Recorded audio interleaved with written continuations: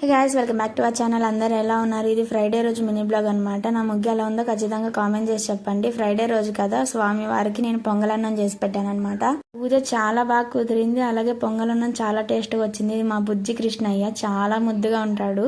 లక్ష్మీదేవి అమ్మవారి ఫోటో అయితే పగిలింది అనమాట, అంటే చిట్లిచ్చింది. దాన్ని అయితే ఇంట్లో ఉంచకూడదని చెప్పేసి మేము బయటకు తీసుకెళ్తున్నాం అనమాట.